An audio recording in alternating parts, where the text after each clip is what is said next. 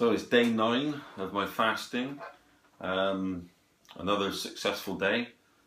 I've gone from 7 o'clock last night until 6 o'clock tonight, so that's 23 hours without food.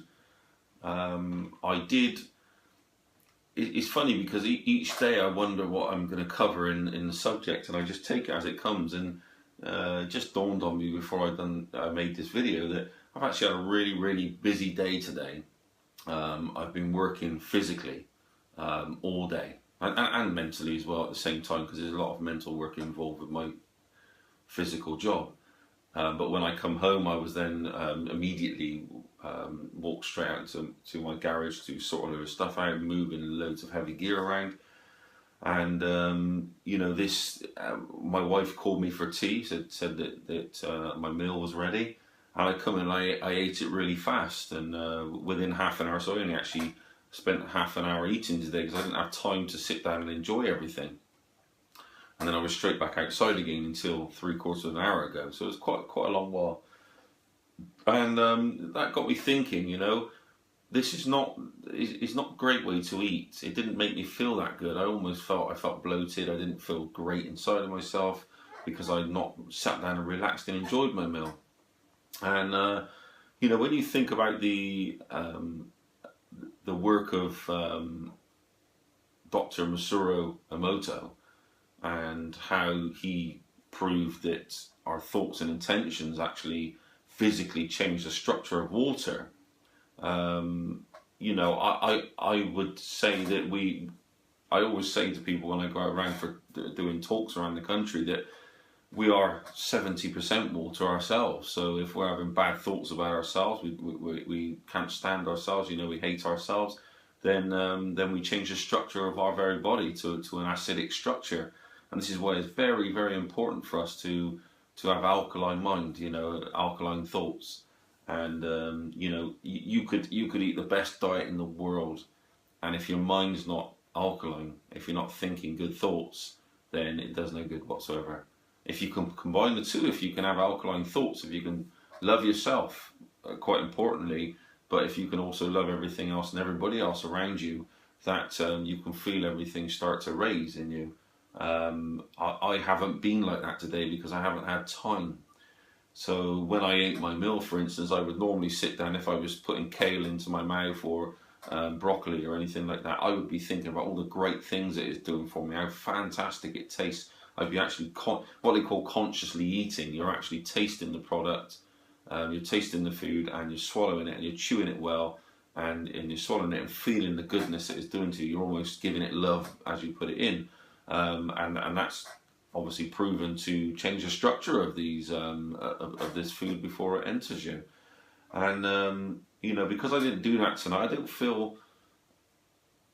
I almost feel a bit cheated out of my meal tonight. It's almost because I just ate it. It was just a form of, let's get it down, let's get some energy in me and go back out and do my work. I actually notice what a difference it makes, and it doesn't make you feel that fantastic.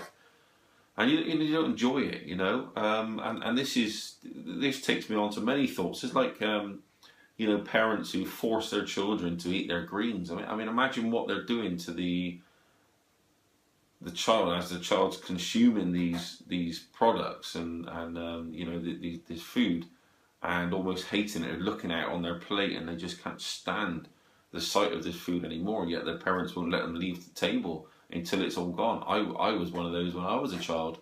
I remember exactly how that felt to be forced to eat food that you didn't want. You'd already had all that you wanted, and I can only imagine what children go through when they're being forced to eat. So I knew that I wasn't. You're only supposed to eat what you want to eat, if what you feel like eating, and it's important to guide our children down the right path. But then we don't have sweet stuff around the house just lying about. We tell them that they can eat what they want sweet-wise. This is what I did with my children. I said, you can eat whatever you want sweet-wise after you've eaten your tea. There's no problem. You have as much as you want. You can have 10 chocolate bars if you want. But of course, we knew that they had to eat all their tea, and then we put enough on their plate to make them so they didn't really want anything afterwards. And they might have had one little chocolate bar or something like that, and that was it. This was way before I really got into the healthy eating. This was just the way I raised my kids, and yeah, so tonight's taught me a lesson. Let's say, because I have been doing a lot of conscious eating, but never really took it that seriously. I just knew that I had to put good intentions into the food before I ate it. I knew I had to sit down and enjoy it, and actually and chew it properly and everything else.